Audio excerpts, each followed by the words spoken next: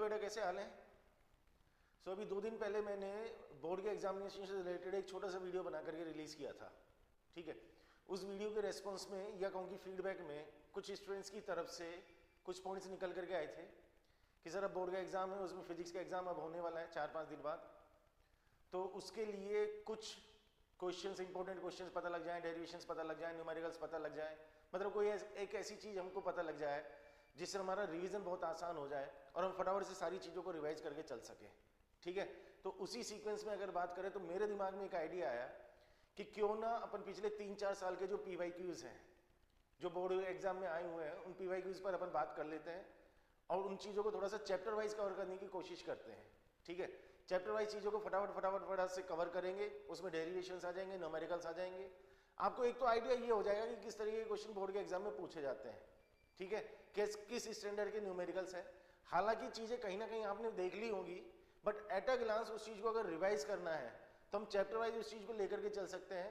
और जो भी क्वेश्चंस वगैरह मैं यहाँ पर डिस्कस करूँगा उसमें थोड़ा सा डेरिवेशन वाला पार्ट भी अपना आएगा। वो डेरिवेशन अगर आपके पास में नोट्स में होगा तो बहुत अच्छी बात है, नहीं होगा तो आप यहाँ से उसको कॉपी कर सकते हैं।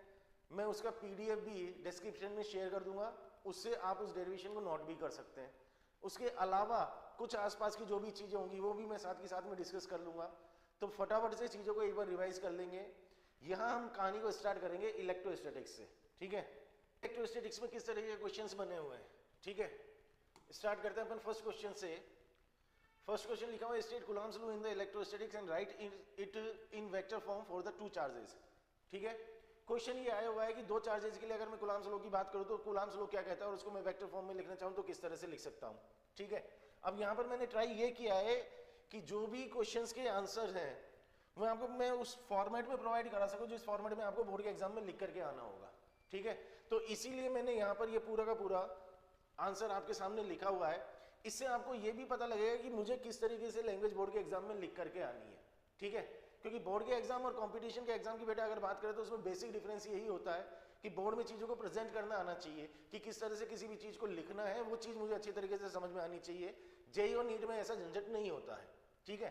तो यहाँ पर हमें अगर 2 चार्जेस के बीच में कूलम्ब्स लॉ के लिए बात करनी है तो जैसे यहाँ पर लैंग्वेज लिखी हुई है कि consider 2 like charges Q1 and Q2 present at point A and B respectively in vacuum eight a distance r apart. तो ये थोड़ी सी इंफॉर्मेशन हमें देनी होती है जब डेरिवेशन वाला पार्ट आता है या कोई थ्योरेटिकल क्वेश्चन हमारे सामने आता है, तो थोड़ी सी इंफॉर्मेशन हमारी तरफ से दी जाती है कि मैंने Q1 और Q2 2 चार्जेस ले लिए, उनके बीच के डिस्टेंस को r मान लिया। According to Coulomb's law the magnitude of force on the charge Q1 and Q2 और due to Q1 on Q2 that is given by F12 equals to F21, ठीक है। अब ये 1 पर 2 की वजह से फोर्स है, ये 2 पर 1 की वजह से फोर्स है, दोनों फोर्सेस का मैग्नीट्यूड इक्वल आएगा and that will be equals to 1/4 pi epsilon not Q1 Q2 upon r square. ये हमारे पास में इक्वेशन आ गया, मतलब ये फोर्स का मैग्नीट्यूड आ गया, उस फोर्स का मैग्नीट्यूड जो Q1 ने Q2 पर या Q2 ने Q1 पर अप्लाई किया था। अब अगर मुझे इसको वेक्टर फॉर्म में लिखना है तो let r12 be the unit vector pointing from charge Q1 to Q2।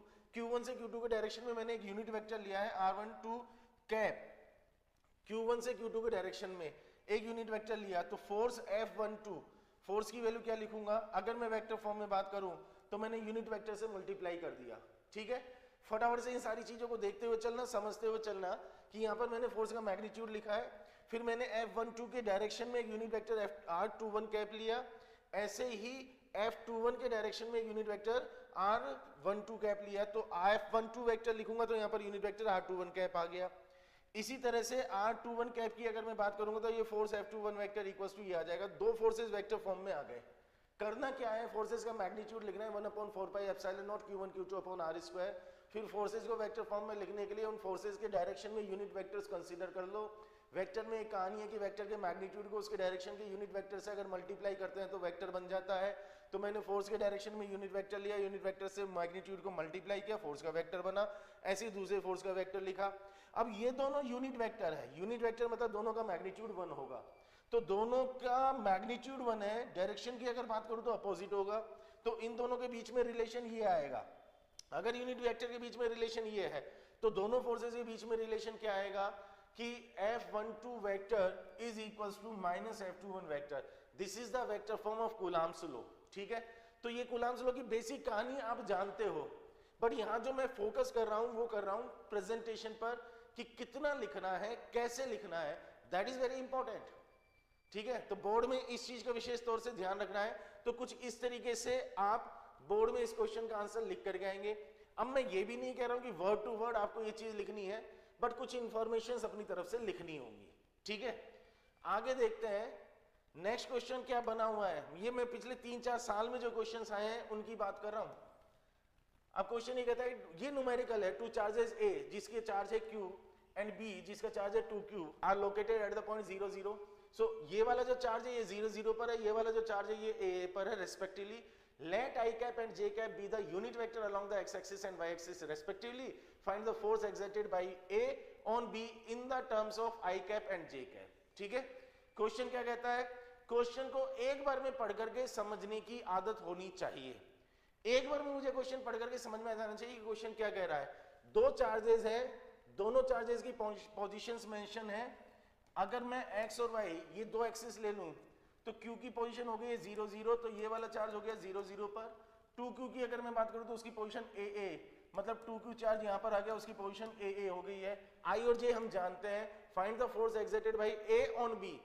a की वजह से b पर जो फोर्स अप्लाई हुआ है वो मुझे i और j की फॉर्म में चाहिए। ठीक है, अब वो फोर्स मैं कैसे कैलकुलेट करूंगा? पहले तो फोर्स का डायरेक्शन देख लो। ठीक है, अप्रोच कैसे करना है ध्यान से समझना। फोर्स का डायरेक्शन देख लो, ये इस पर रिपल्शन फोर्स लगाएगा इस डायरेक्शन में। मुझे इस डायरेक्शन में यूनिट वेक्टर मिल जाए, जैसे पिछले क्वेश्चन में मैंने बात की थी कि यूनिट वेक्टर मुझे मिल जाएगा, मैग्नीट्यूड में कैलकुलेट कर लूंगा, मल्टीप्लाई कर दूंगा तो फोर्स वेक्टर फॉर्म में आ जाएगा। अब ये वाला वेक्टर अगर मुझे मिल जाए तो जिसको मैं कहूंगा कि इस चार्ज का इसके रेस्पेक्ट में पोजीशन वेक्टर, मतलब मैं इस वेक्टर की बात कर रहा हूं जिसको मैं आर वेक्टर कहना चाह रहा हूं। अगर मैं इसकी बात करूं तो क्या r vector equals to ai plus aj होगा। ठीक है, ये मेरे पास में एक वेक्टर आ गया। इसके डायरेक्शन में अगर मैं यूनिट वेक्टर लूंगा तो इस वेक्टर को इसके मैग्नीट्यूड से डिवाइड कर दूंगा, तो ये मेरे पास में आ जाएगा ai प्लस aj, और अपॉन में इसके मैग्नीट्यूड की बात करूंगा तो a√2, और ये कैंसिल हो जाएगा तो i प्लस j अपॉन में √2। बात क्लियर हुई? ये मेरे पास इस डायरेक्शन में एक यूनिट वेक्टर आ गया। क्यों चाहिए मुझे ये वेक्टर? क्योंकि मुझे फोर्स वेक्टर फॉर्म में चाहिए। फोर्स का मैग्नीट्यूड लिखूंगा तो 1/4 पाई एप्सिलॉन नॉट, चार्जेस की वैल्यू डाल दूंगा q 2q, और अपॉन में ये डिस्टेंस r का मैग्नीट्यूड कितना है a√2, तो ये आ गया a√2 का स्क्वायर, चार्जेस के बीच का जो डिस्टेंस आया, और साथ में लगा दूंगा मैं r cap that is i plus j upon √2।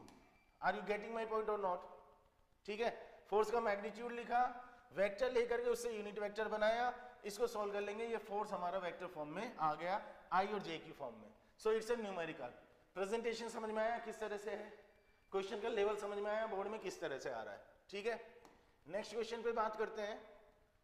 Next question कहता है 4 पॉइंट चार्जेस, ये भी न्यूमेरिकल है, और चार्जेस की वैल्यू है 1 microcoulomb -2 microcoulomb, sorry 1 microcoulomb -2 microcoulomb 1 microcoulomb और -2 microcoulomb are placed at the corners A, B, C and D respectively of a square of side 30 cm। 30 cm side का एक square है जिसके कॉर्नर्स पर ये चार्जेस रखे हुए हैं। Find the net force acting on a charge of 4 microcoulomb placed at the centre of the square. ठीक है, मैंने A साइड का एक स्क्वायर बनाया और A की वैल्यू 30 सेंटीमीटर है, इसके कॉर्नर पर ये चार्जेस रखे हुए हैं। चार्जेस को मैंने नाम दिया है Q1, Q2, Q3, Q4, board के हिसाब से बात कर रहा हूं। चार्जेस की वैल्यू लिख दी है, Q1 की वैल्यू 1 माइक्रोकूलम, Q2 की वैल्यू -2 माइक्रोकूलम, Q3 की वैल्यू 1 माइक्रोकूलम, Q4 की वैल्यू -2 माइक्रोकूलम। सही है, 30 सेंटीमीटर का साइड हो गया। सेंटर पर मैंने यहाँ पर एक चार्ज रखा है से Q, और उसकी वैल्यू है बेटा 4 माइक्रोकूलम। मुझे इस चार्ज पर नेट फोर्स कैलकुलेट करना है। ठीक है, ये चार्ज पॉजिटिव है, ये चार्ज नेगेटिव है, ये पॉजिटिव और ये नेगेटिव है, ये वैल्यूज देख लो। और यहाँ जो मैंने चार्ज रखा है ये पॉजिटिव है। ठीक है, ये प्रिंसिपल ऑफ सुपरपोजिशन पर बेस्ड क्वेश्चन है, और जनरली इस तरह का क्वेश्चन बोर्ड के एग्जाम में बनता भी है। अब प्रिंसिपल ऑफ सुपरपोजिशन कैसे अप्लाई करना है? जब भी इस तरह का क्वेश्चन आएगा जिसमें मुझे नेट फोर्स कैलकुलेट करना होगा, उसका एक बेसिक मेथड बता रहा हूं, हमेशा उसको अप्लाई कर लेना। 3 स्टेप में क्वेश्चन को सोल्व करो, और 3 स्टेप हमेशा सीक्वेंस में याद रखो। पहला स्टेप ये है कि जिस चार्ज पर आपको फोर्स चाहिए उस पर जितने भी फोर्सेस लग रहे हैं सारे फोर्सेस की डायरेक्शन दिखाओ। ठीक है, तो इस पर फोर्सेस की डायरेक्शन दिखा देते हैं, पॉजिटिव की वजह से फोर्स इस डायरेक्शन में, इस पॉजिटिव की वजह से भी इस डायरेक्शन में, इसकी वजह से जो फोर्स आया उसको F1 कह दिया, इसकी वजह से जो फोर्स आया उसको F3 कह दिया। ये पॉजिटिव है, सॉरी इसकी वजह से जो फोर्स आएगा वो इस डायरेक्शन में आएगा, ठीक है। तो F3 हो गया हमारा इस डायरेक्शन में, Q2 नेगेटिव है तो इसकी वजह से फोर्स इस डायरेक्शन में आ गया F2, Q4 भी नेगेटिव, उसकी वजह से फोर्स इस डायरेक्शन में आ गया F4। फोर्सेस डायरेक्शन हमारे पास में आ गए अट्रैक्शन रिपल्शन के बेसिस पर। अब मुझे सेकंड स्टेप में क्या करना है कि फोर्सेस के मैग्नीट्यूड लिखने हैं, F1, F2, F3 और F4, इनके मैग्नीट्यूड लिखने हैं। मैग्नीट्यूड का बेसिक फॉर्मूला 1/4 एप्सिलॉन और Q1 Q2 upon R square. जैसे मैं एक फोर्स F1 की बात करूं तो उसकी वजह से इस पर जो फोर्स आ रहा है, अब ये वाला डिस्टेंस चाहिए, ये कितना है A, ये कितना है A, ये कितना है A√2, ये वाला डिस्टेंस आ जाएगा हाफ, तो ये आ जाएगा A/√2, ठीक है। तो मैं इसको लिखूंगा 1/4 एप्सिलॉन और Q1 Q और अपॉन में डिस्टेंस हो गया है हमारे पास में A/√2 का होल स्क्वायर। वैल्यूज में यहाँ पर पुट नहीं कर रहा हूं, वैल्यूज पुट कर लेना, प्रोसेस समझ लो। F1, F2, F3, F4 सारे मैग्नीट्यूड इसी तरह से लिख दिए जाएंगे। एक बात समझ में आती है कि सारे चार्जेस से इस चार्ज का जो डिस्टेंस आएगा वो A/√2 आएगा। A की वैल्यू मेरे पास है, Q1, Q2, Q3, Q4 सारे चार्जेस की वैल्यू मेरे पास है। F1, F2, F3, F4 चार फोर्सेस मेरे को मिल गए। अब तीसरा स्टेप कि मुझे उन फोर्सेस का रिजल्ट चाहिए। रिजल्ट कैलकुलेट करना है तो डायरेक्शंस देख लो, डायरेक्शन से रिजल्ट निकलेंगे। जैसे F1 और F3 की अगर बात करूं अपोजिट है तो मैं इन दोनों का रिजल्ट निकालूंगा, F1 माइनस F3 या F3 माइनस F1। इन दोनों का रिजल्ट F1 माइनस F3 और F3 माइनस F1 वो अपन देख लेंगे कौन सा कम है कौन सा ज्यादा है। इसी तरह से इन दोनों की अगर बात करेंगे तो रिजल्ट निकाल लेंगे F2 माइनस F4 और that will B F4 minus F2। कम या ज्यादा देख लेंगे कौन सा वाला है, ठीक है। अब मान लो F1 और F3 का रिजल्ट इस डायरेक्शन में आया, वो हमने कैलकुलेट कर लिया। F2 F4 का इस डायरेक्शन में आया। दोनों के रिजल्ट निकालने के बाद में अब मेरे पास में ये दो फोर्सेज आएंगे, या फिर रिजल्ट इधर की तरफ आएगा इधर की तरफ आएगा। इधर से जो रिजल्ट आया और इधर से जो रिजल्ट आया उन दोनों रिजल्ट का फाइनल एक रिजल्ट निकाल लेना। फाइनल रिजल्ट कैसे निकालेंगे, दोनों के बीच में एंगल देख लेंगे, ये एंगल 90 डिग्री आएगा, ठीक है।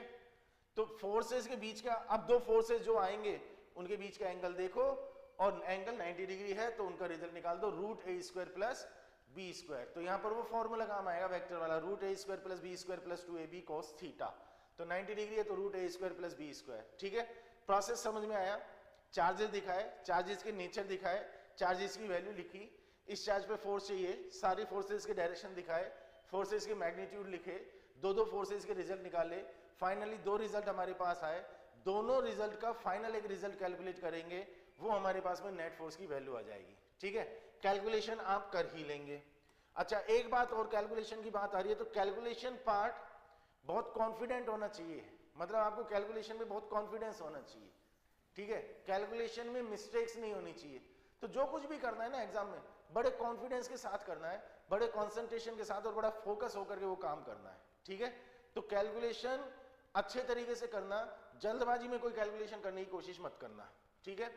अब ये बड़ा एक छोटा सा कॉन्सेप्चुअल क्वेश्चन है, in what orientation is an electric dipole placed in a uniform electric field is in stable equilibrium.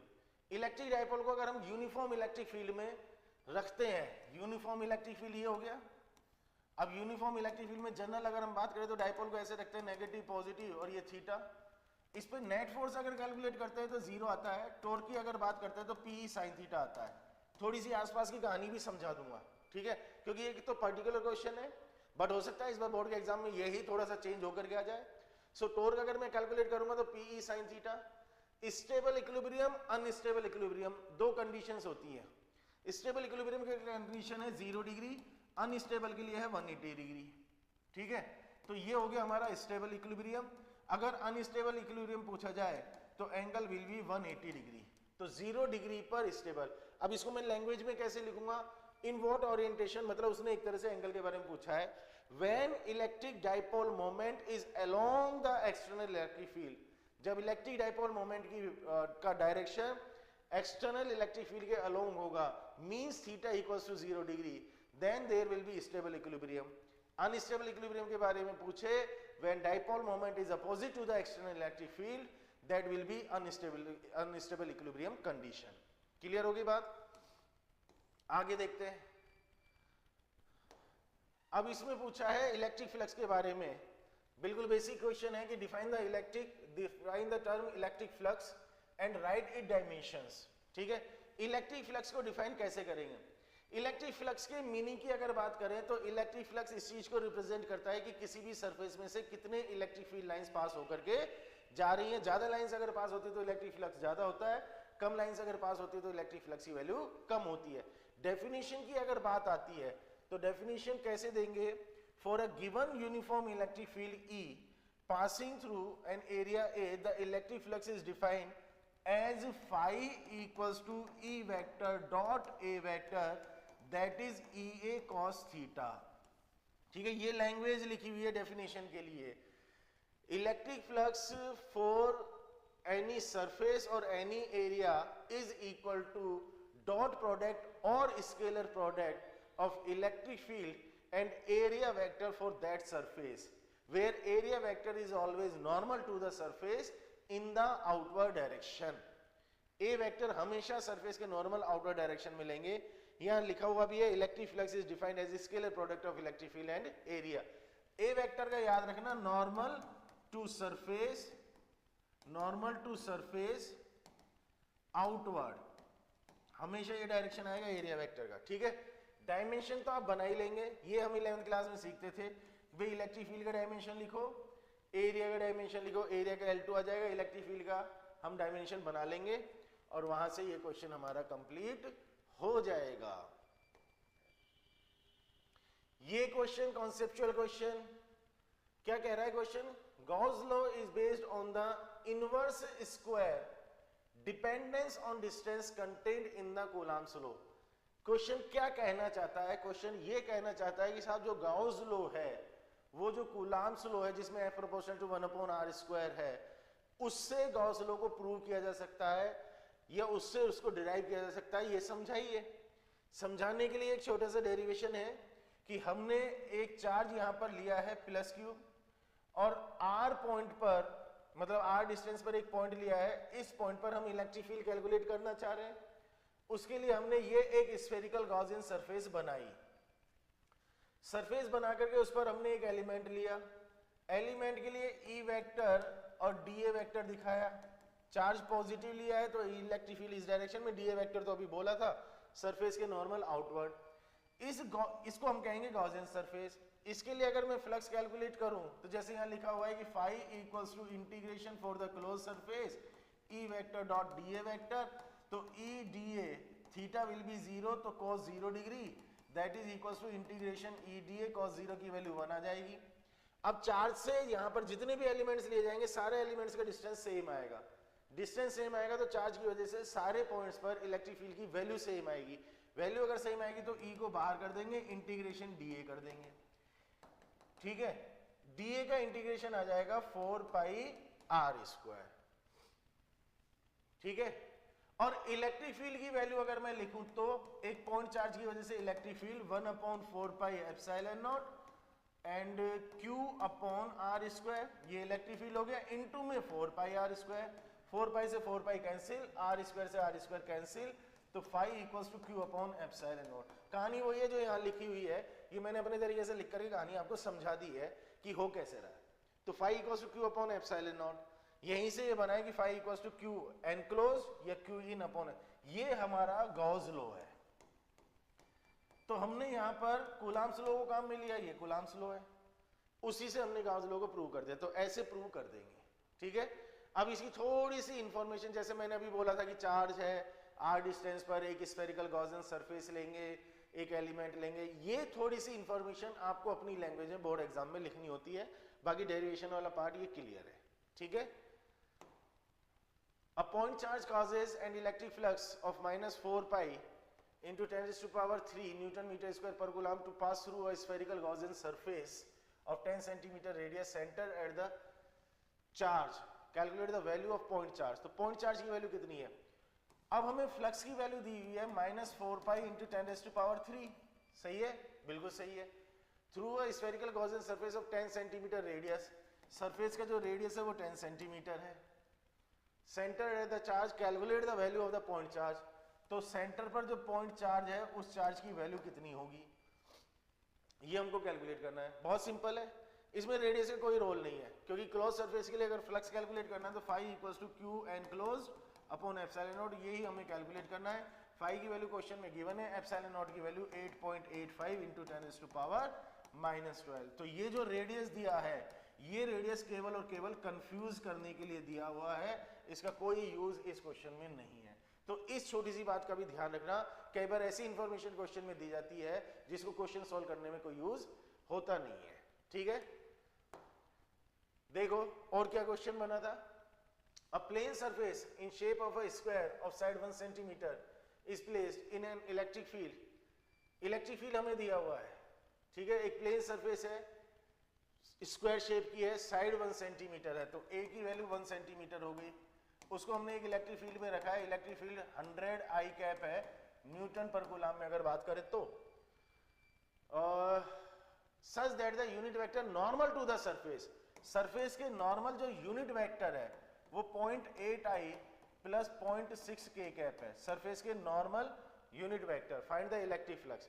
अब ये यूनिट वेक्टर दिया हुआ है सरफेस के नॉर्मल, सरफेस के एरिया अगर कैलकुलेट करो तो साइड का स्क्वायर, क्योंकि स्क्वायर है, ठीक है, ए की वैल्यू 1 सेंटीमीटर 10⁻⁻2 लगाया, इसका स्क्वायर किया 10⁻⁻4, ये हमारे पास में एरिया आ गया मीटर स्क्वायर में। अब मुझे अगर फ्लक्स कैलकुलेट करना है तो एरिया वेक्टर चाहिए, तो एरिया वेक्टर आएगा ए इंटू एन कैप, इसीलिए ये दिया है।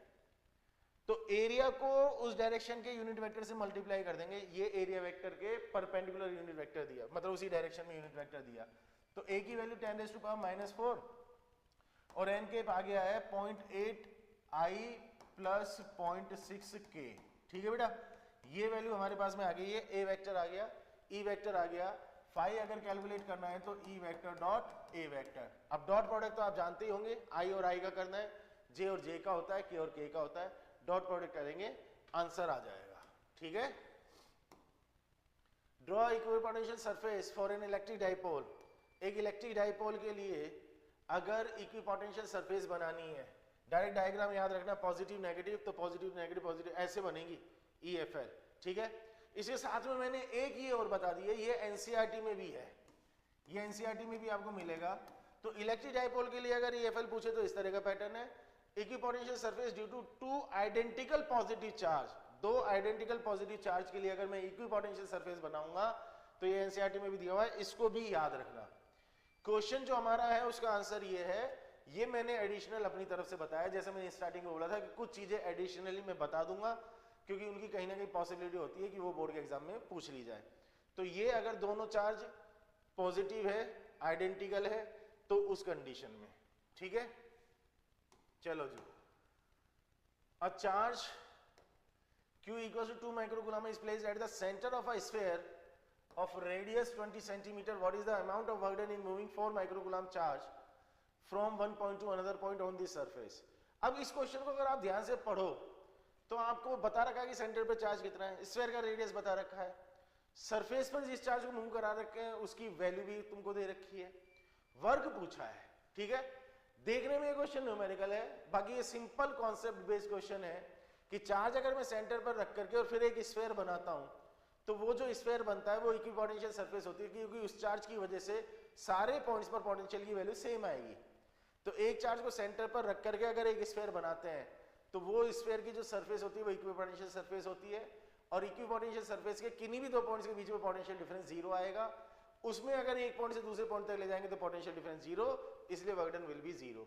As surface of a sphere is equipotential surface, work done to displace a charge from one point to other on this surface is zero, as there is potential difference will be zero, ठीक है। Two small identical conducting spheres carrying charge 10 microcoulomb and minus 20 microcoulomb when separated by a distance of r experience a force F each, ठीक है। तो numerical है, draw कर लो। Two small identical conducting surface, मतलब दोनों का रेडियस r और r है, इस पर चार्ज की वैल्यू है 10 माइक्रोकूलम, इस पर हो गया minus 20 microcoulomb, when separated by a distance of r, अभी दोनों के बीच का जो डिस्टेंस है वो r है, ठीक है। Experience of force F each, तो दोनों जो फोर्स एक्सपीरियंस कर रहे हैं वो F है। If they are brought in contact and then separated to a distance of r/2, अब दोनों को हम कॉन्टैक्ट में लेकर के आए और कांटेक्ट में लाने के बाद में उनको वापस से अलग कर दिया। अब सेंटर्स के बीच में जो सेपरेशन है वो r/2 कर दिया। What is the new force? अभी यहाँ इस कंडीशन में फोर्स F है, तो इस कंडीशन में फोर्स F' है, तो मुझे F' कैलकुलेट करना है F की फॉर्म में। ठीक है, कैसे सॉल्व करना है? कॉन्सेप्ट क्या लगेगा?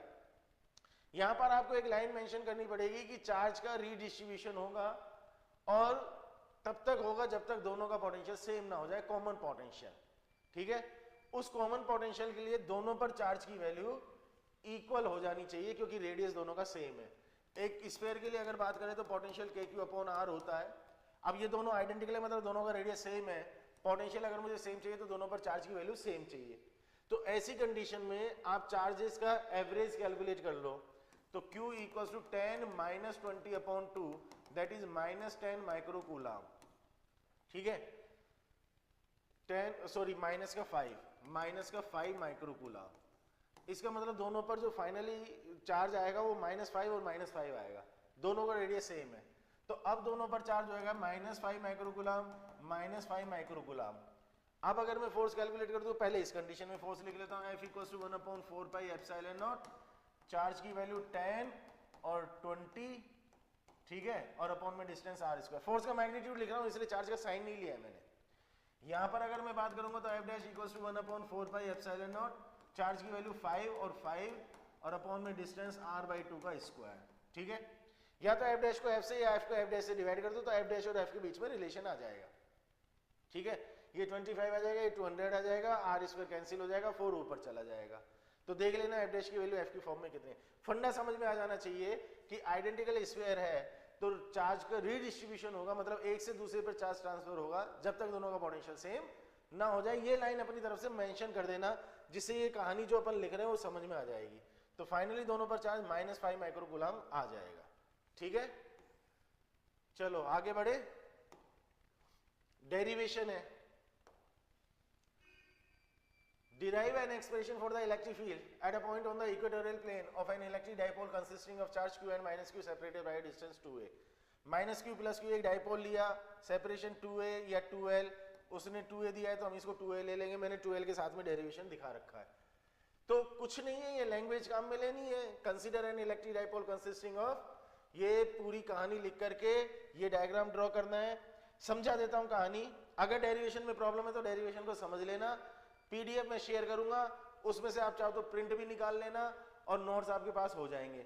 अगर आपके पास में नोट्स में है तो कोई प्रॉब्लम ही नहीं है। नेगेटिव और पॉजिटिव, तो नेगेटिव की वजह से इलेक्ट्रिक फील्ड इस डायरेक्शन में, पॉजिटिव की वजह से इस डायरेक्शन में, पॉजिटिव से दूर जाएगा, नेगेटिव के पास आएगा। एक इलेक्ट्रिक फील्ड ये रहा, इलेक्ट्रिक फील्ड ये रहा। अगर मैं ये एंगल थीटा लूंगा तो सिमेट्री से ये भी थीटा आएगा, ये दोनों थीटा थीटा है तो ये एंगल भी थीटा और ये एंगल भी थीटा, तो दोनों इलेक्ट्रिक फील्ड के बीच का जो एंगल है वो 2 थीटा आ जाएगा। इन दोनों इलेक्ट्रिक फील्ड्स को अगर मैं रिजोल्व करूंगा तो EA का इधर कंपोनेंट आ जाएगा EA cos थीटा और इधर वाला कंपोनेंट आ जाएगा EA sin थीटा। इसी तरह से मैं इसको रिजोल्व करूंगा तो इधर आ जाएगा EB cos थीटा और इधर आ जाएगा EB sin थीटा। ठीक है, ऐसे मैं इलेक्ट्रिक फील्ड को रिजोल्व करके दिखा दूंगा। रिजल्टेंट इलेक्ट्रिक फील्ड इंटेंसिटी दोनों का वेक्टर सम हो जाएगा अगर रिजल्टेंट चाहिए तो। अब दोनों इलेक्ट्रिक फील्ड की वैल्यू लिखूंगा 1/4πε0 q/r² से।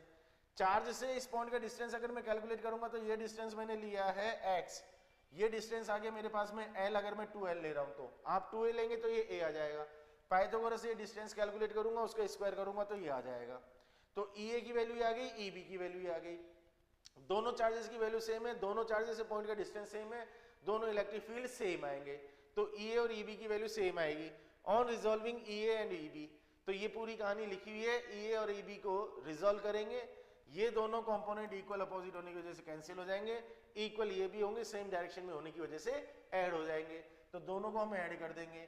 EB को भी हमने EA लिख दिया, चाहे तो दोनों को EB लिख सकते हैं, जो भी नाम देना चाहो। अब वैल्यू पुट कर दी इलेक्ट्रिक फील्ड की, इनटू में cos थीटा। cos थीटा की अगर बात करूंगा तो बेस अपॉन हाइपोटेनस, बेस हो गया है L, हाइपोटेनस हो गया √x² + L², ये आ गया हमारे पास में cos थीटा।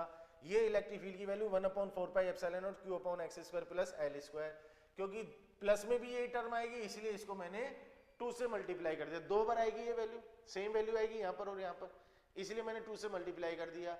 अब इसको सॉल्व कर दिया, ये जो q × 2l है इसको हम डाइपोल मोमेंट कहते हैं, तो इसकी जगह डाइपोल मोमेंट आ गया P, तो इलेक्ट्रिक फील्ड की वैल्यू आ गई 1/4πε0 p/x² + l², यहां पर पावर बन जाएगी 3/2। ठीक है, डायरेक्शन की अगर बात करेंगे तो डायपोल मोमेंट के अपोजिट डायरेक्शन में इलेक्ट्रिक फील्ड आएगा, तो इलेक्ट्रिक फील्ड की ये वैल्यू हो गई। डायरेक्शन की बात करें तो ये आ गया। ठीक है, तो ऐसे इक्वेटोरियल लाइन पर हमें इलेक्ट्रिक फील्ड मिल गया। डेरिवेशन पूछा है, सीधा सीधा डेरिवेशन पूछा है, ये नोट्स में आपके होना चाहिए, अदरवाइज तो पीडीएफ से ले लेना आप। नेक्स्ट क्वेश्चन है, obtain an expression for the potential energy of an electric dipole placed in uniform electric field. Uniform electric field में डाइपोल को रखा तो उसकी पोटेंशियल एनर्जी, तो वही कहानी कि डाइपोल रखा होगा, थीटा एंगल पर रखा होगा, उसको घुमाने के लिए डी थीटा एंगल से जो वर्क डन है वो dw = टो डी थीटा, क्योंकि रोटेशन मोशन का केस है। टो का एक्सप्रेशन होता है पीई साइन थीटा। ठीक है, तो टो की जगह पीई साइन थीटा लिखा।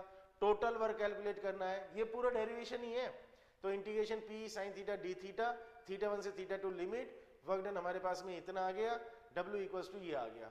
Similarly potential energy of electric dipole, अब ये जो वर्क डन है ये पोटेंशियल एनर्जी में चेंज के बराबर आता है थीटा 1 से थीटा 2 तक ले जाने में। ठीक है, let us assume that the dipole is initially oriented perpendicular to the direction of electric field. Exam में अगर क्वेश्चन आता है तो ये चीज मेंशन करना जरूरी है कि अगर मैं इनिशियल पोजीशन इलेक्ट्रिक फील्ड के परपेंडिकुलर कंसीडर कर लूं तो in that position the potential energy will be 0 and both to the orientation making an angle theta with the field direction, then the work done in rotating the dipole from 90 degree to theta, work done इतना आ जाएगा और ये जो work done है यही potential energy के equal आएगा। तो हमने क्या किया, डेरिवेशन करके वर्क डन निकाला थीटा 1 से थीटा 2 तक का, फिर एक एंगल को 90 डिग्री ले लिया, वो जो वर्क डन है वो पोटेंशियल एनर्जी के बराबर आ गया, तो हमारे पास में पोटेंशियल एनर्जी का एक्सप्रेशन -PE cos थीटा बन गया। ठीक है, डेरिवेशन है ये सिंपल। डेरिवेशन का भाई ध्यान रखना है। अब इन क्वेश्चंस को भी अगर हम देख रहे हैं तो डेरिवेशन आप देख सकते हैं कि कितना फ्रिक्वेंटली आ रहे हैं। जब मैं क्वेश्चंस को डिस्कस कर रहा हूं तो एक आइडिया अपने माइंड में ये भी बनाने की कोशिश करना कि किस तरीके की चीजें एग्जाम में पूछी जा रही हैं, कैसी कैसी चीजें पूछी जा रही हैं। ठीक है, the dipole moment of A molecule is 10⁻³ kilometre, it is placed in an electric field 10⁵ volt पर metre such that its axis is along the electric field. ठीक है, the direction of E vector is suddenly changed by 60 degree. Initially जो dipole moment है वो electric field के direction में है, मतलब initially electric field parallel P या P parallel to E, the direction of E vector is suddenly changed by 60 degree. Electric field का direction एकदम से 60 डिग्री चेंज कर दिया। ठीक है ना, at any instant find the change in the potential energy of the dipole.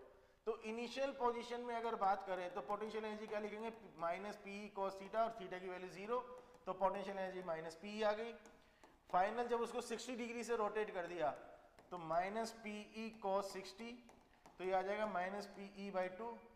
तो change in the potential energy कितना आ गया, फाइनल माइनस इनिशियल कर लेते हैं, तो -PE/2 और माइनस माइनस प्लस हो जाएगा, तो ये आ जाएगा हमारे पास में PE/2, change in the potential energy. Simple numerical है, इस तरह सोल्व कर लेना है कि इनिशियल कंडीशन में पोटेंशियल एनर्जी ये है, when the electric field is rotated bye 60 degree, तो पोटेंशियल एनर्जी ये हो जाएगी, change in the potential energy ये आ जाएगा। ठीक है, सिंपल क्वेश्चन सोल्व हो गया। Why does the electric field inside a dielectric slab decreases when kept in an external electric field? ये ऐसा क्वेश्चन है, ये क्वेश्चन स्टूडेंट्स ने मेरे से कई बार पूछा है।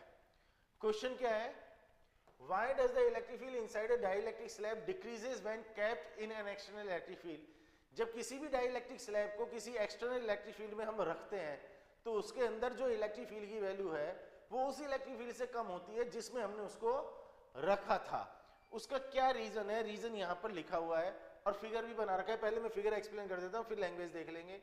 ये मान लो हमारा एक डाई इलेक्ट्रिक मीडियम है या स्लैब है, उसको हमने रखा, एक्सटर्नल इलेक्ट्रिक फील्ड इस डायरेक्शन में है, तो इलेक्ट्रिक फील्ड का काम होगा चार्जेस पे फोर्स लगाना। अब इसमें जो मॉलिक्यूल्स होंगे वह तो पोलर होंगे या नॉन पोलर होंगे।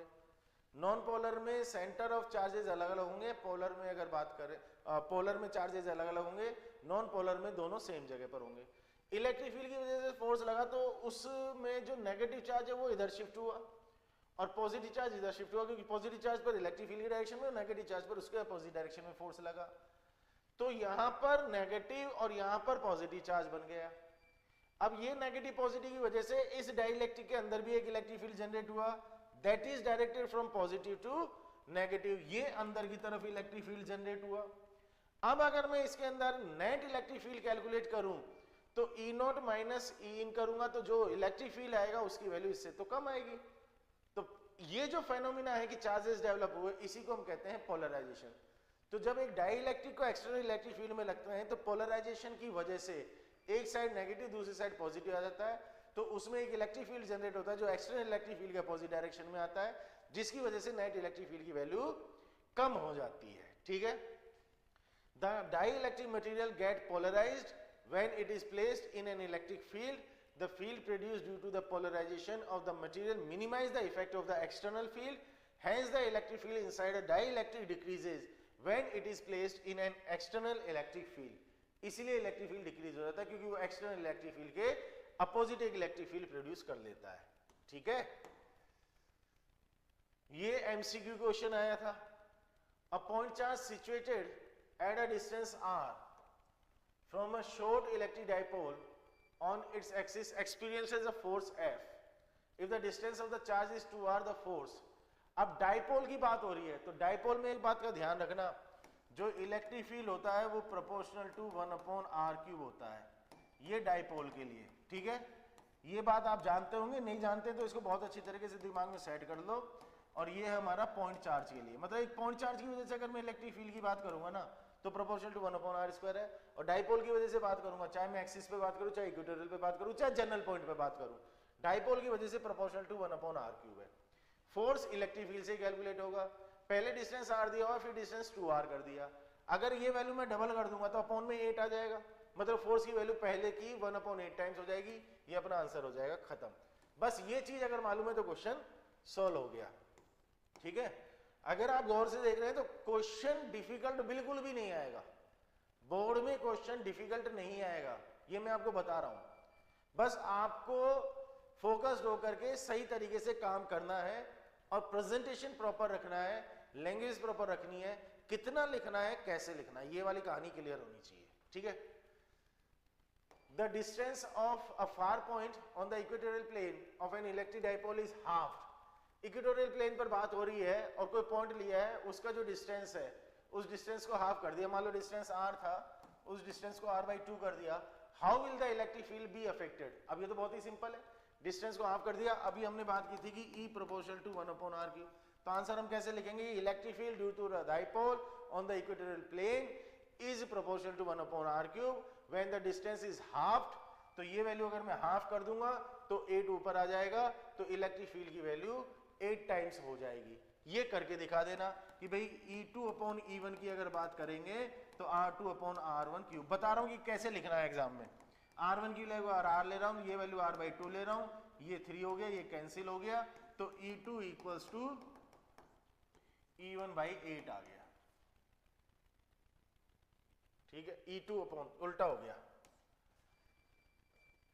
एक सेकेंड, इसको वापस से सॉल्व कर देते हैं।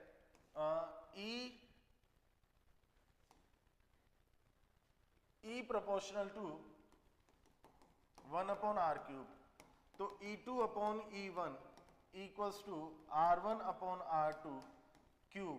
ठीक है, R1 अगर R है तो ये R/2 हो गया और ये पावर 3 आ गई, तो E2 equals to 8 times of E1 आ गया, तो 8 टाइम्स हो जाएगा इलेक्ट्रिक फील्ड पहले का। ठीक है, चलो नेक्स्ट क्वेश्चन क्या कह रहा है? 2 point charges Q1 and Q2 are located at R1 vector and R2 vector respectively in external electric field obtain an expression. ये एनसीईआरटी में भी गिवन है, ये पूरी इंफॉर्मेशन यहाँ पर लिख देंगे कि R1 और R2 पोजीशन पर रखे हैं, तो Q1 को लाने के लिए जो वर्क डन होगा वहां का पोटेंशियल अगर V है तो W1 इक्वल्स टू ये आ जाएगा। इसी तरह से W2 की बात करेंगे तो ये आ जाएगा। ठीक है, और फिर दोनों चार्जेस के बीच का डिस्टेंस R12 होगा तो उसके लिए वर्क डन इतना आ जाएगा।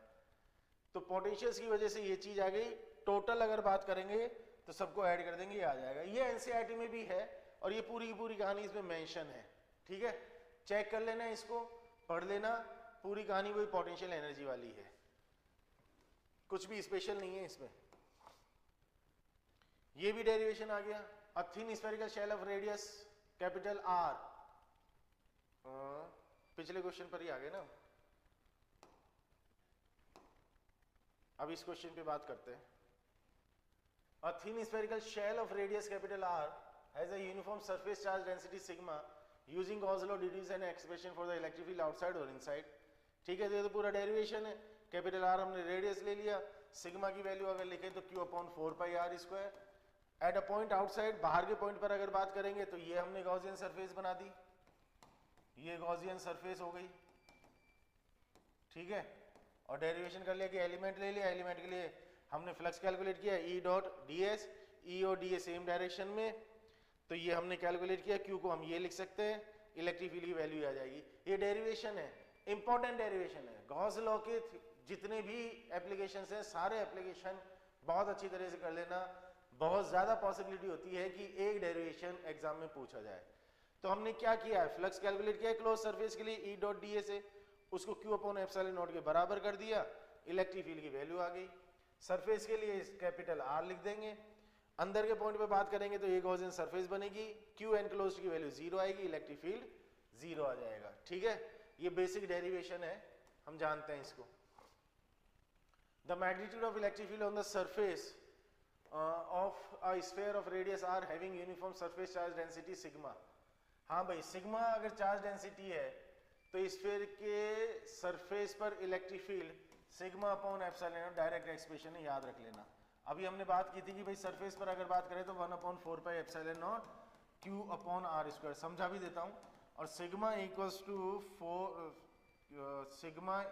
To Q upon 4 pi are square, तो क्यू को मैं लिख सकता हूँ 4 पाई आर स्क्वायर सिग्मा, तो इलेक्ट्रिक फील्ड आ जाएगा 1 अपॉन 4 पाई एप्सिलॉन नॉट, और क्यू को लिख दिया 4 pi are square sigma upon R square, 4 pi are square, 4 pi are square, तो सिग्मा अपॉन एप्सिलॉन नॉट। तो सरफेस पर ये आता है, डायरेक्ट याद रखना, ठीक है। If the charges are unequally spaced and fixed on an arc of 120 degree of radius capital R as shown in the figure, find the electric potential. Unequal distance है, unequal distance का फर्क electric field पर पड़ता है क्योंकि उसमें direction की बात आती, इसमें इलेक्ट्रिक पोटेंशियल पर कोई फर्क नहीं पड़ेगा। तो चार्जेस कितने हैं, आर की वैल्यू 120 डिग्री है, रेडियस आर है, चार्जेस 1 2 3 4 5 6 7 8 9 10 11 12, 12 चार्जेस रखे हुए हैं, ठीक है। तो यहां पर मुझे कैलकुलेट करना है इस पे पोटेंशियल, तो पोटेंशियल तो स्केलर क्वांटिटी है, सारे चार्जेस की वजह से पोटेंशियल लिख करके अलजेब्रिक सम करना है। चार्जेस की वैल्यू अगर मैं क्यू मान लेता हूं तो एक चार्ज की वजह से 1/4 पाई एप्सिलॉन नॉट और क्यू अपॉन आर आ गया भाई, सबकी वजह से ये आना, तो इनटू में 12 कर दूंगा, नेट पोटेंशियल मेरे पास आ जाएगा। वेरी सिंपल, खत्म हो गया क्वेश्चन, कुछ भी नहीं है इसमें। 12 negative charges of same magnitude are equally spaced and fixed on the circumference of a circle of radius r as shown in the figure, relative to the potential being 0 at infinity, find the electric potential। Basically ये question है ना, पिछला वाला question और ये वाला question, एक ही question के दो पार्ट है, डिस्कस में अलग अलग कर रहा हूँ। तो फिगर 1 ये है और फिगर 2 वो था जो अपन ने पीछे डिस्कस किया था। अब यहाँ पर भी पोटेंशियल कैलकुलेट करना है, कोई रॉकेट साइंस नहीं है, इक्वी स्पेस्ड हो, अलग अलग डिस्टेंस पर हो, कोई फर्क नहीं पड़ता, एक की वजह से लिख करके जितने भी मल्टीप्लाई करना है, खत्म, सेम क्वेश्चन है, कोई बात ही नहीं है इसमें। Two identical electric dipoles are placed along the diagonals of a square A B C D, एक डाइपोल ये रहा और एक डाइपोल ये रहा, और साइड है √2 मीटर, ए मान लेते हैं √2 मीटर दिया हुआ है as shown in the figure, obtain the magnitude and direction of the net electric field at the centre. बहुत बेसिक क्वेश्चन है, मतलब जब हम इलेक्ट्रोस्टैटिक्स में पॉइंट चार्ज की वजह से इलेक्ट्रिक फील्ड डिस्कस करते हैं तो उसमें प्रिंसिपल ऑफ सुपरपोजिशन का क्वेश्चन डिस्कस करते हैं ऐसे। तो यहाँ पर हमें direction of net electric field at the centre, centre पर नेट इलेक्ट्रिक फील्ड चाहिए, मैग्नीट्यूड और डायरेक्शन दोनों। तो पॉजिटिव की वजह से इलेक्ट्रिक फील्ड इधर आ गया, नेगेटिव की वजह से इलेक्ट्रिक फील्ड इधर आ गया, पॉजिटिव की वजह से इलेक्ट्रिक फील्ड इधर आ गया, नेगेटिव की वजह से इलेक्ट्रिक फील्ड इधर आ गया, सारे इलेक्ट्रिक फील्ड्स की वैल्यू सेम आ जाएंगी, E1 equals to E2 equals to E3 equals to E4, that is 1/4 pi epsilon naught और चार्ज हो गया Q, अपॉन में डिस्टेंस कितना a√2, ये आएगा डायगोनल, तो a/√2। बहुत बेसिक चीज है, इस तरह की चीजें तो आपने डेफिनेटली सोल्व कर भी रखी होंगी। a की वैल्यू आप इसमें पुट कर देंगे, आ जाएगा आपके पास में आंसर। डायरेक्शन की अगर बात करें तो इन दोनों का रिजल्ट इधर आ गया, इन दोनों का रिजल्ट ये आ गया, ये रिजल्ट और ये रिजल्ट सेम आएंगे, तो रिजल्टेंट इलेक्ट्रिक फील्ड इस डायरेक्शन में आएगा और वैल्यू यहाँ से कैलकुलेट हो जाएगी। रिजल्ट कैलकुलेट करके ये E1 E2 E3 E4 है, तो E1 E2 को ऐड कर देना, ठीक है, E3 E4 को ऐड कर देना, फिर उनका रिजल्ट कैलकुलेट कर लेना। बेसिक क्वेश्चन है, ठीक है ना, कोई दिक्कत यहां तक? एसेसन रीजन टाइप का क्वेश्चन है। Equal amount of positive and negative charges are distributed uniformly on two halves of a thin circular ring as shown in the figure, ठीक है। The resultant electric field at the centre of the ring is along OC। Centre पर अगर मैं electric field calculate करता हूं, क्या उसका direction OC के अलोंग आएगा? Equal amount of positive and negative charges, यहां पर पॉजिटिव चार्जेस है, यहां पर नेगेटिव चार्ज है, तो इस पॉइंट पर इलेक्ट्रिक फील्ड इस डायरेक्शन में आएगा। इस पूरे पॉजिटिव की वजह से रिजल्टेंट इलेक्ट्रिक फील्ड इधर आएगा, पूरे नेगेटिव की वजह से इलेक्ट्रिक फील्ड इधर आएगा, रिजल्टेंट इलेक्ट्रिक फील्ड इधर आएगा। बिल्कुल सही बात है। It is so because the net potential at O is not zero. अगर मैं O पर नेट पोटेंशियल कैलकुलेट करूं तो जीरो आएगा। इस पूरे पॉजिटिव की वजह से पोटेंशियल लिखा, पॉजिटिव आया, नेगेटिव की वजह से पोटेंशियल लिखा, नेगेटिव आया, जितना पॉजिटिव आया उतना ही नेगेटिव आया, तो नेट पोटेंशियल तो जीरो आ रहा है, तो ये तो पोटेंशियल इज नॉट जीरो, ये तो स्टेटमेंट ही गलत है, तो ये सही हो गया और ये गलत हो गया, ठीक है। कहानी क्लियर? टू स्ट्रेट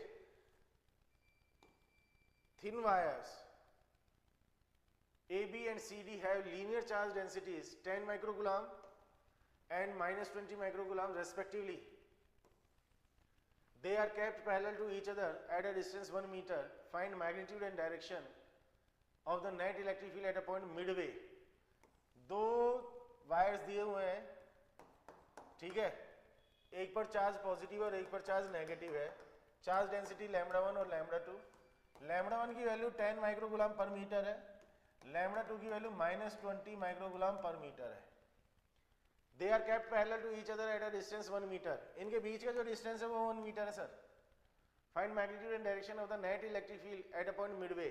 बीच के पॉइंट पर चाहिए नेट इलेक्ट्रिक फील्ड, तो पॉजिटिव की वजह से इलेक्ट्रिक फील्ड इधर आया, नेगेटिव की वजह से इलेक्ट्रिक फील्ड इधर आया। एक्सप्रेशन क्या है? λ/2πε0r। तो इसकी वजह से इलेक्ट्रिक फील्ड लिख देंगे E1, यहां आ जाएगा λ1, और ये डिस्टेंस आ गया है, इसी को अपन r मान लेते हैं, तो ये वाला डिस्टेंस भी r हो जाएगा। ऐसे दूसरे इलेक्ट्रिक फील्ड लिखें तो λ2/2πε0r, ठीक है। दोनों सेम डायरेक्शन में, वैल्यू पुट कर देना, सोल्व कर लेना, सेम डायरेक्शन में है, ऐड कर देंगे, क्वेश्चन सोल्व हो जाएगा। यहां तक की बात क्लियर है 100%। चलो आगे की बात करते हैं, आगे बात करते हैं। न्यूमेरिकल है और uniformly charge large plane sheet has the charge density sigma, ये दिया हुआ है।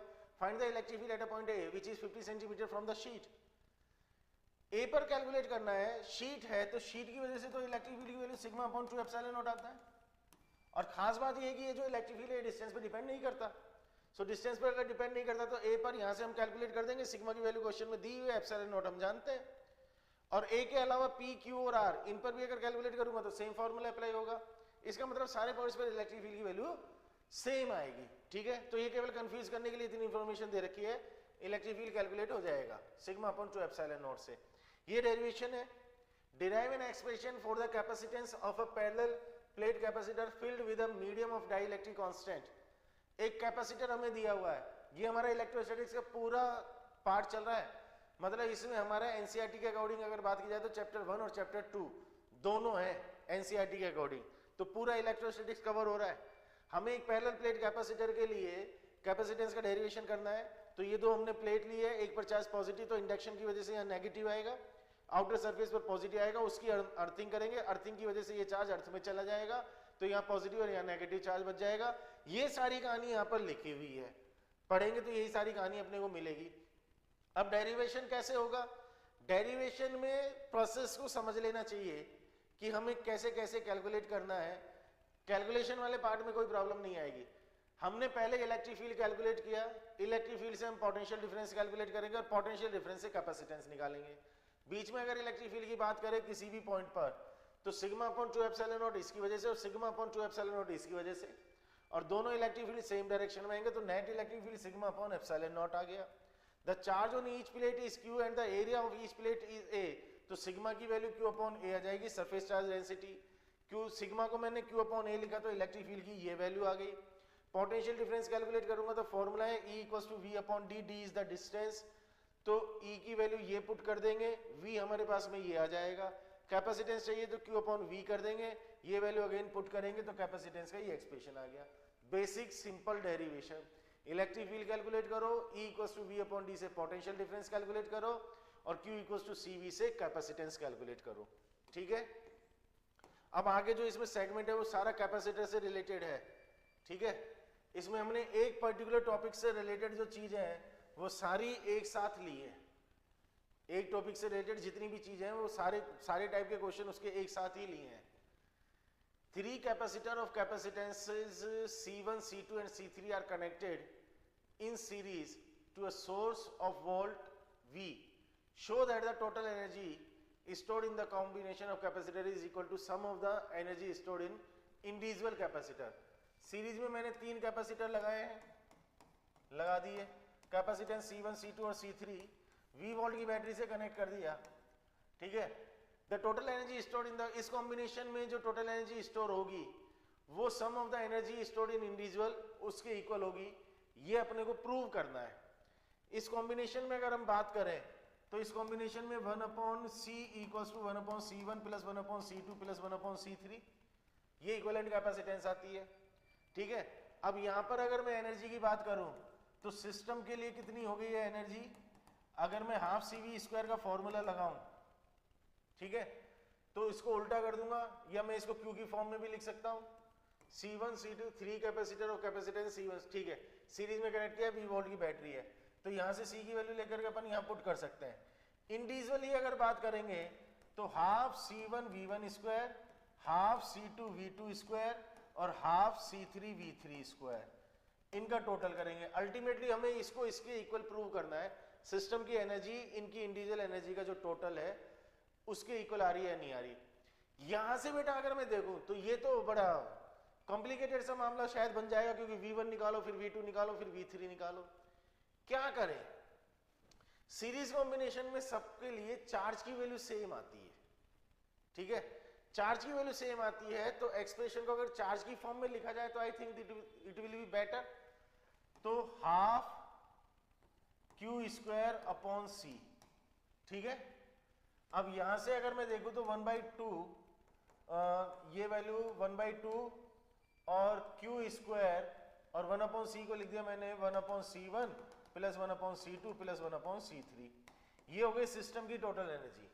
ठीक है, इंडिविजुअली अगर बात करूं तो Q स्क्वायर अपॉन 2C1, फिर दूसरे की Q स्क्वायर अपॉन 2C2, फिर तीसरे की Q स्क्वायर अपॉन 2C3 और 1 अपॉन 2 Q स्क्वायर, ये कॉमन लूं तो 1 upon C1 plus 1 upon C2 plus 1 upon C3। कितना सिंपल हुआ।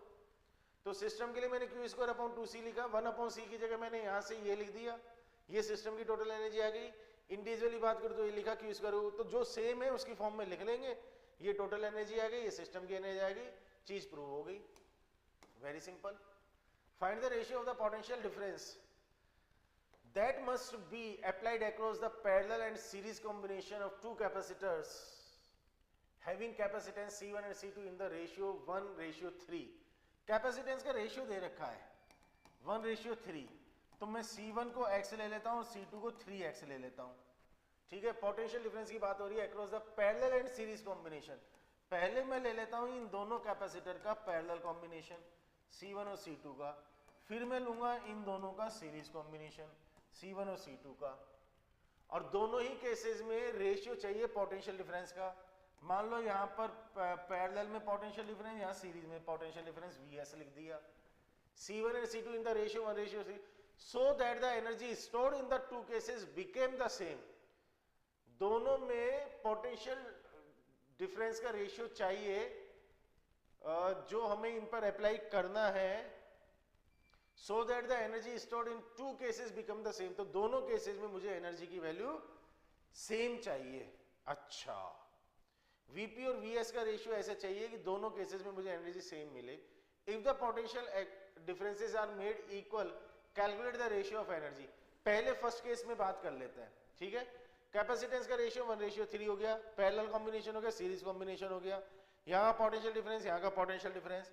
मुझे चाहिए Vp और Vs, इन दोनों का रेशियो। एनर्जी मुझे दोनों केसेस में सेम चाहिए, ठीक है।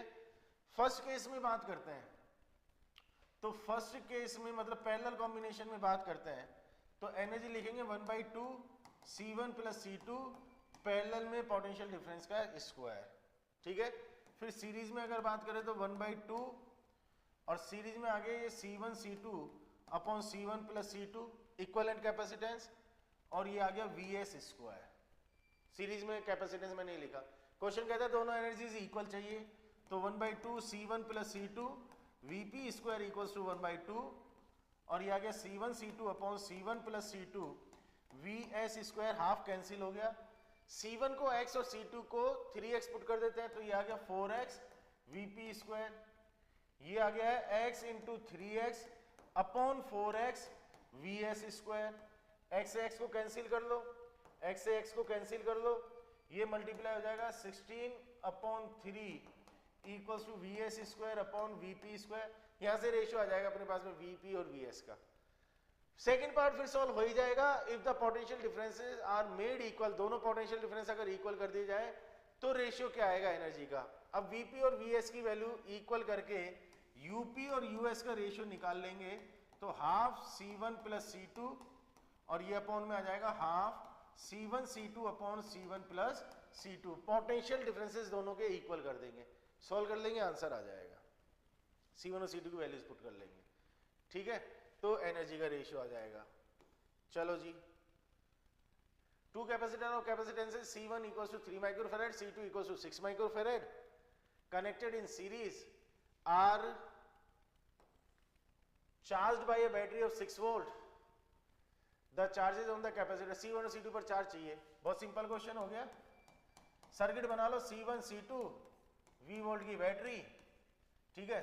C1 की वैल्यू 3 माइक्रोफैराड, C2 की वैल्यू 6 माइक्रोफैराड, बैटरी हो गई है 6 वोल्ट की। The charges on the capacitor, दोनों कैपेसिटर पर चार्जेस कैलकुलेट करने, कोई प्रॉब्लम होनी नहीं चाहिए।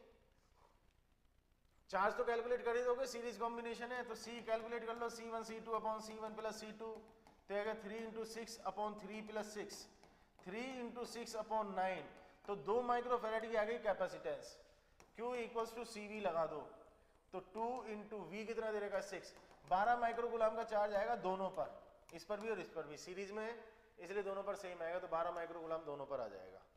सिंपल न्यूमेरिकल है, ठीक है। When a dielectric slab is inserted between the plates of an isolated charge capacitor, the energy stored in it. Isolated का मतलब हो गया कि वो चार्ज्ड है, चार्ज्ड है मतलब Q की वैल्यू कांस्टेंट हो गई। उसमें अगर डाइलेक्ट्रिक मीडियम रख देंगे तो एनर्जी पर क्या इफेक्ट आएगा, energy, the energy stored in it and electric field, दो चीजें पूछी है, ठीक है। तो एनर्जी की अगर हम बात करें तो Q²/2C लिख सकते हैं। अब C की वैल्यू होती है A/0/D, कोई मीडियम रखेंगे तो εr भी आएगा विच इज ग्रेटर देन 1, तो C की वैल्यू इंक्रीज हो जाएगी और C के इंक्रीज होने की वजह से U की वैल्यू डिक्रीज हो जाएगी, तो एनर्जी तो डिक्रीज होगी, ठीक है। इलेक्ट्रिक फील्ड पर अगर मैं बात करूं तो इलेक्ट्रिक फील्ड होता है σ/ε0, दैट इज Q/A/0। Q की वैल्यू कांस्टेंट है, मीडियम रख दिया तो εr आ गया, again which is greater than 1, तो इलेक्ट्रिक फील्ड की वैल्यू डिक्रीज हो जाएगी, तो ये डिक्रीज होगा वो भी डिक्रीज होगा, दोनों डिक्रीज होंगे, the electric field also decreases. कहानी समझ में आ गई, क्योंकि चार्ज्ड कैपेसिटर है। When a dielectric slab is inserted between the, अच्छा ये तो अपन ने डिस्कस कर ही लिया, ठीक है। 900 picofarad capacitor is charged bye 100 volt battery, capacitance दिया हुआ है साहब 900 माइक्रोफैरेड, बैटरी है 100 वोल्ट की, ठीक है। Calculate the electrostatic energy stored by the capacitor, तो एनर्जी कितनी स्टोर हुई, simple formula half CV², C की वैल्यू 900, माइक्रो है तो 10⁻⁻⁶, ये गड़बड़े मत करना, और 100 का स्क्वायर, इसको सॉल्व कर लोगे एनर्जी आ गई। ठीक है, when the capacitor is disconnected from the battery, disconnect करने का मतलब है कि आपने Q की वैल्यू को कांस्टेंट कर दिया, and connected to another uncharged capacitor of 900 picofarad. अच्छा ये पिको है भाई, पिको है तो यहाँ पर 10⁻⁻12 लगा लेना। 900 पिकोफैरेड के उससे कनेक्ट कर दिया तो calculate the energy stored by the system. अब Q की वैल्यू यहाँ पर कैलकुलेट कर लो, Q इक्वल्स टू CV से।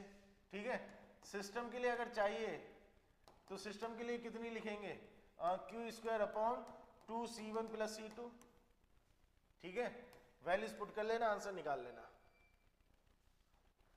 C1 और C2 दोनों अपने को दे रखे हैं। ठीक है भाई, सोल्व कर लोगे आंसर आ जाएगा। चलो, a capacitor of capacitance C is connected across a battery. After charging the battery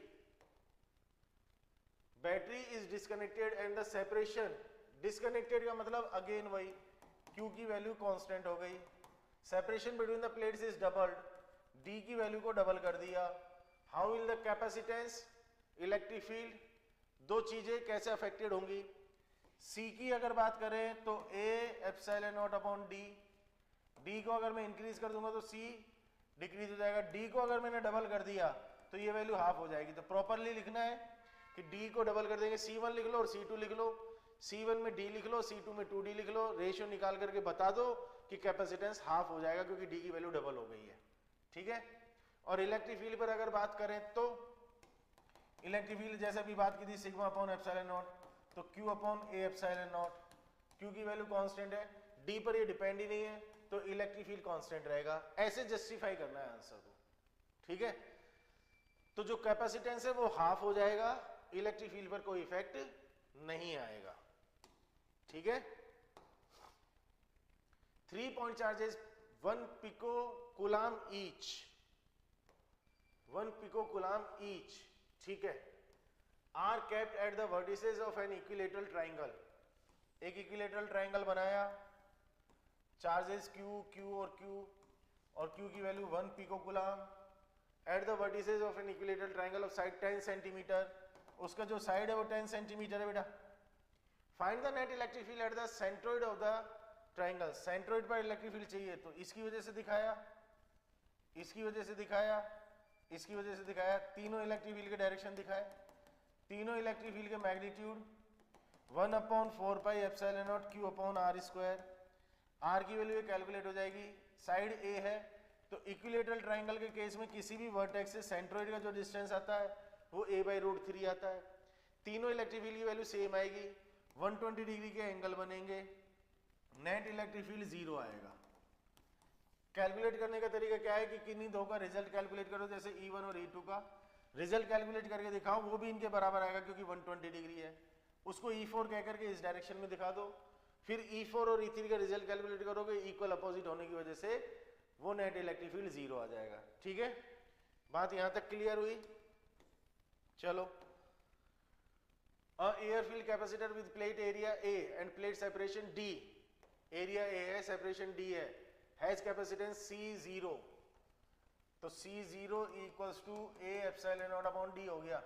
a slab of dielectric constant K, area A and thickness D/5, figure draw कर लेते हैं। ये लिया हमने, ये डाइलेक्ट्रिक स्लैब है जिसका थिकनेस D/5 है, एरिया A हो गया, इसका भी, इसका भी और इसका भी, और इसका डाइलेक्ट्रिक कांस्टेंट K है, थिकनेस D/5 हो गया। Is inserted between the plates the capacitance of the capacitor.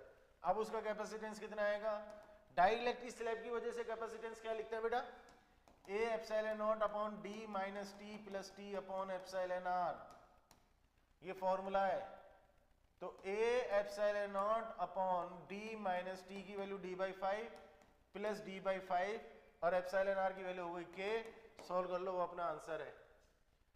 C0 की फॉर्म में इसको लिख देना, यहां से कैलकुलेट करके दोनों का रेशियो ले लेना तो C की वैल्यू C0 की फॉर्म में आ जाएगी, वो आप कर लेंगे, कोई टेंशन वाली बात नहीं है। तो चेक कर लेना कौन सा ऑप्शन आ रहा है। ठीक है, कहानी समझ में आ गई। Two capacitors of capacitances 2C0 and 6C0 are first connected in series. दो कैपेसिटर है, C1 की वैल्यू 2C0, C2 की वैल्यू 6C0, दोनों को लगा दिया हमने सीरीज में, बढ़िया है, C1 और C2, ठीक है। एंड देन इन पैरेलल, चलो जी अब दोनों को लगा दिया पैरेलल में, ठीक है। अक्रॉस द सेम बैटरी, यहां भी V वोल्ट लगाया और यहां भी V वोल्ट लगाया है।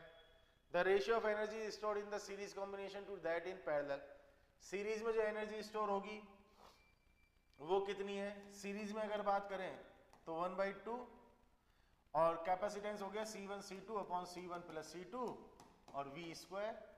पैरेलल में अगर बात करें तो 1/2, कैपेसिटेंस हो गया C1 प्लस C2 और वोल्टेज वही V, ठीक है।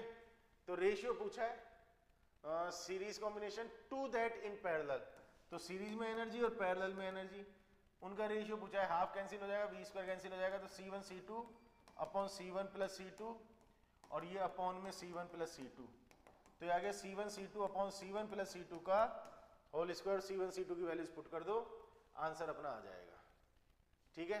वैल्यू अगर मैं पुट करता हूं तो 2C0, 6C0, 8C0 और ये आ गया स्क्वायर, ठीक है। तो ये आ गया 12, C0 स्क्वायर कैंसिल हो जाएगा, 64 आ गया, 3 आ गया, ये 1 आ गया, 16 आ गया, 3/16 आ रहा है, ठीक है। ये इसका न्यूमेरिकल सीरीज और पैरेलल कॉम्बिनेशन वाला, ठीक है। सो यहां पर सर एनसीईआरटी के अपने फर्स्ट और सेकंड चैप्टर की कहानी कंप्लीट हुई। इसमें 3 से 4 साल के जो भी PYQs आए हैं फर्स्ट चैप्टर और सेकंड चैप्टर में, चाहे वो थ्योरी का हो, चाहे वो डेरिवेशन हो, चाहे वो न्यूमेरिकल हो, वो सारी चीजें अपन ने कवर कर ली है। इसमें अपने एनसीईआरटी का फर्स्ट और सेकंड चैप्टर कवर होता है, तो इसमें फटाफट से आप चीज़ों को देख सकते हैं। डेरिवेशंस को थोड़ा सा ध्यान से देखना कि कैसे कैसे स्टेप लेकर के चलने हैं, ठीक है। इसको देखो और फिर उसके बाद में अपना फीडबैक दो कमेंट बॉक्स में कैसा लगा, ठीक है। फिर जल्दी मुलाकात करेंगे नेक्स्ट वीडियो के साथ में। Till then take care, goodbye, thank you.